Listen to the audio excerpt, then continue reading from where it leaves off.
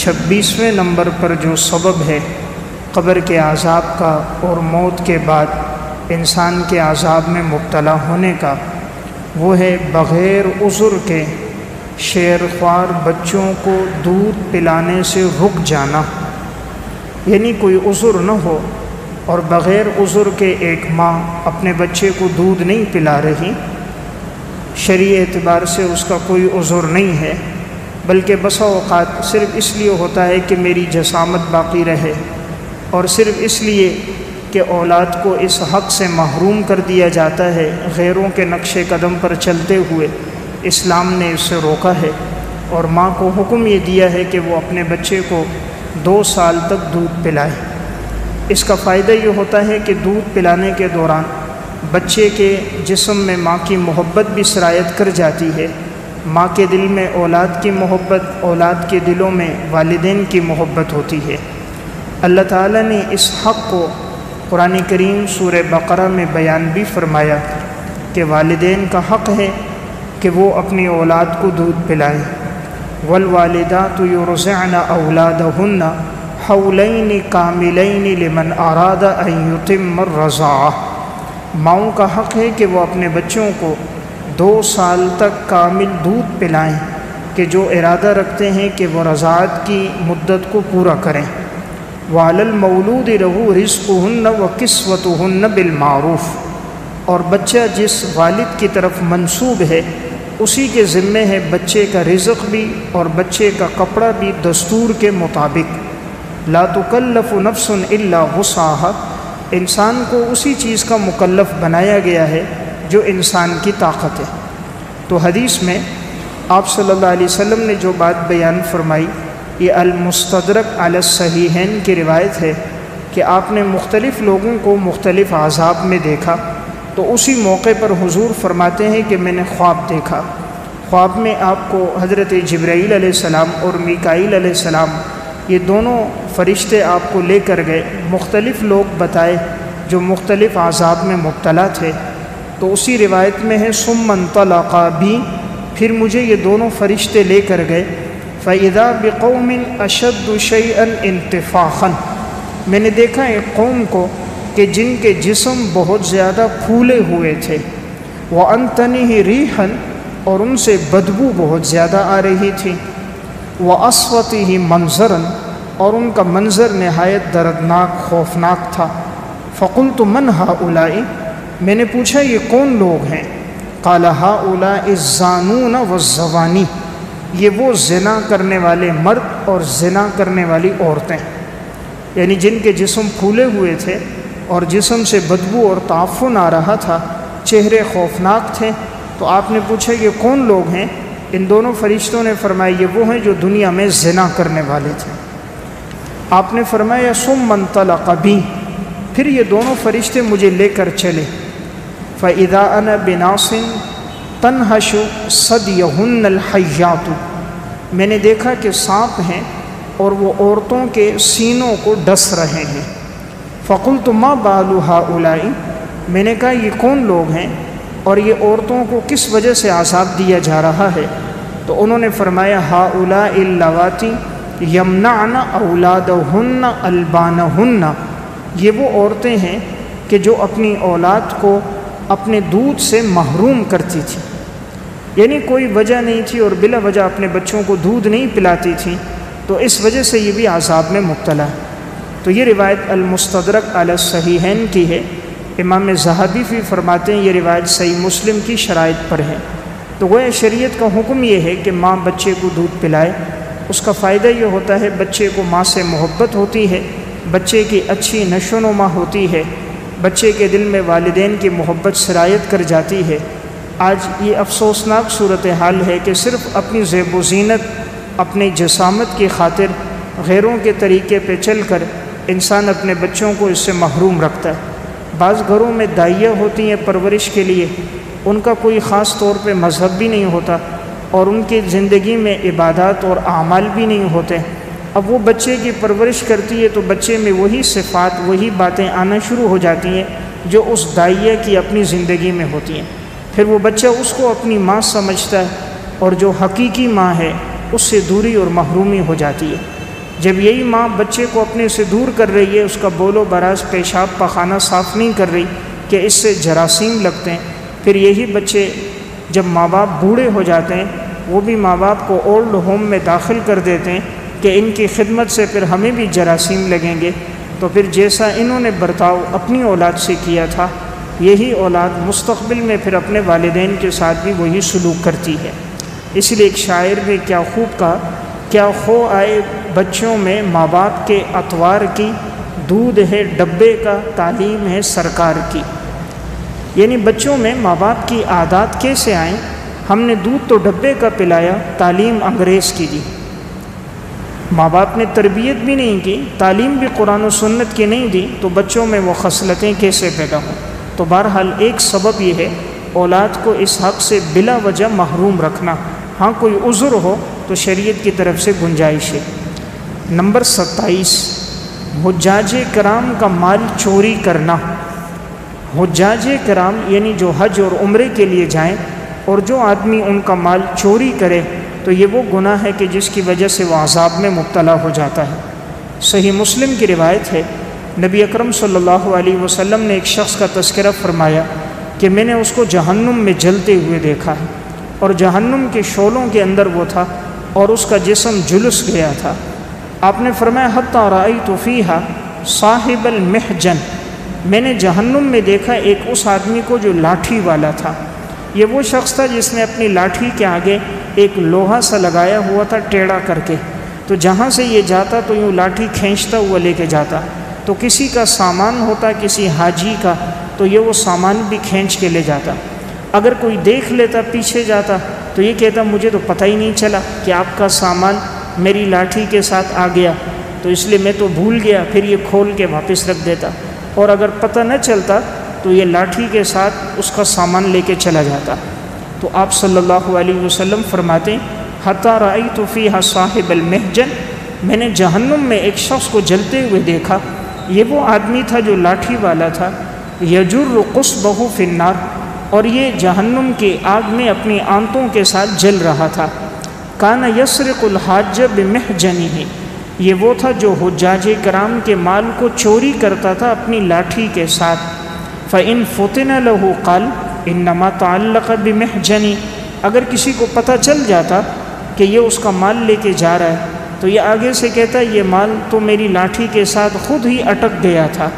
وإن غفل عنہ ذهب، اور اگر اس کو پتہ نہ چلتا تو یہ اس کے مال کو لے کر چلا جاتا۔ تو یہ صحیح مسلم کی روایت ہے۔ گویا عذاب قبر کا عذاب کا ایک سبب کیا ہے کہ انسان چوری کرے، اور خصوصاً ان لوگوں کے مال کی جو اللہ کے راستے میں۔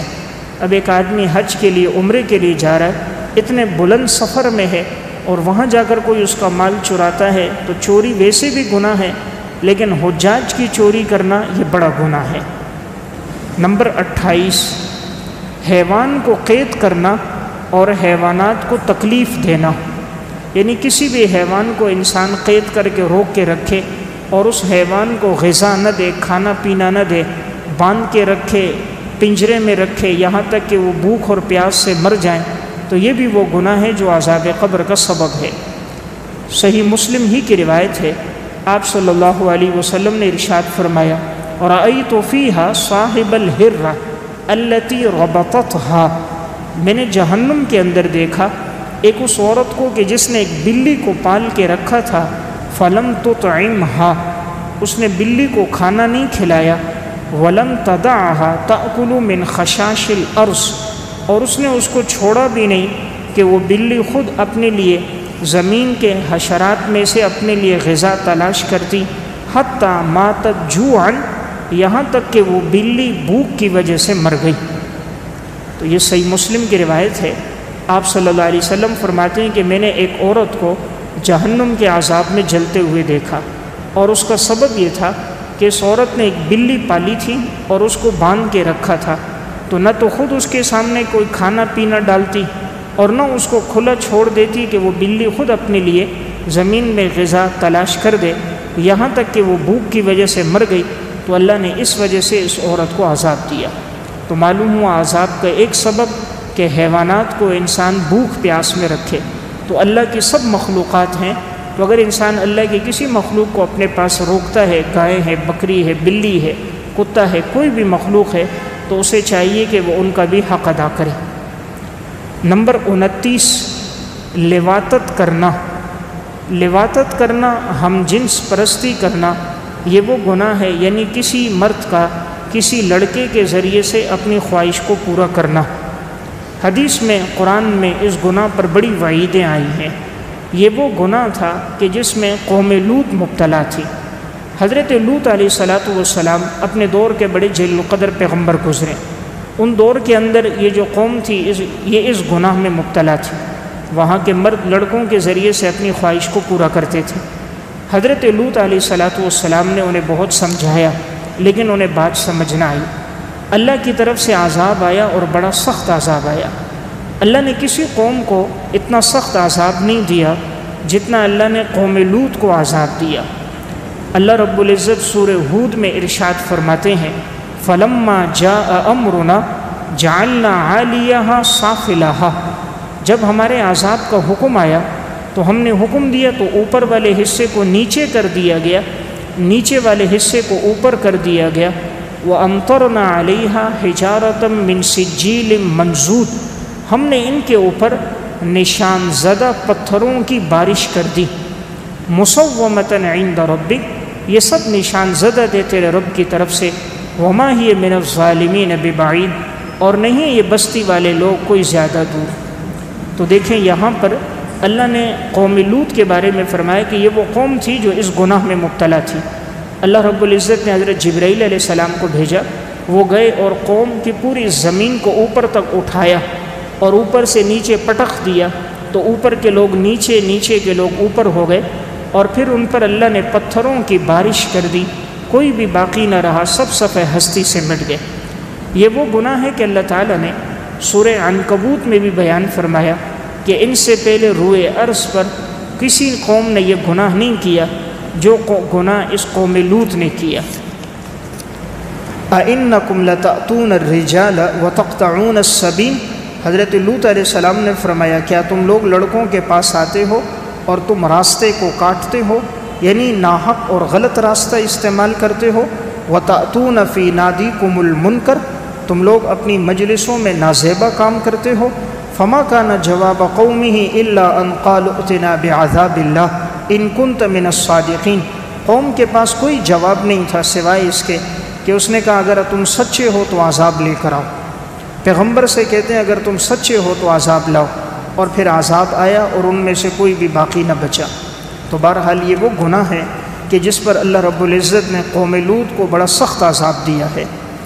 حضرت عبداللہ ابن عباس رضی اللہ تعالیٰ عنہ فرماتے ہیں ان لوطی اذا مات من غیر توبۃ، اگر کوئی لواطت کرنے والا بغیر توبہ کے مر جائے، فإنہ یمسخ فی قبرہ خنزیرا، اللہ تعالیٰ اس کے جسم کو قبر میں خنزیر کی صورت میں مسخ کر دے گا۔ اگر کوئی آدمی لواطت کے گناہ میں مبتلا ہے اور بغیر توبہ کے مر گیا، حضرت عبداللہ بن عباس فرماتے ہیں اللہ تعالیٰ اس کے جسم کو قبر میں خنزیر کی صورت میں مسخ کر دے گا۔ اللہ کی مخلوقات میں سب سے گویا بدترین مخلوق خنزیر ہے، اور یہ گناہوں میں سب سے بڑا گناہ ہے، سخت گناہ ہے۔ اس لیے ایسے آدمی کی شکل تبدیل ہو جاتی ہے کہ یہ خنزیروں جیسے گندے کام کرتا تھا، اس لیے اس کی شکل کو اسی میں مسخ کر دیا جائے۔ تو بہرحال یہ ایک بہت بڑا گناہ ہے، اس گناہ سے انسان اپنے آپ کو بچائے، یہ عذاب قبر کا سبب ہے۔ نمبر 30، صحابہ اکرام کی گستاخی کرنا۔ عذاب کا ایک بڑا سبب کیا ہے؟ حضرات صحابہ اکرام یہ بڑی مقدس جماعت ہے کہ جنہوں نے دین اسلام کے لیے بڑی قربانیاں دیں، اپنی جان مال اولاد سب کو چھوڑا۔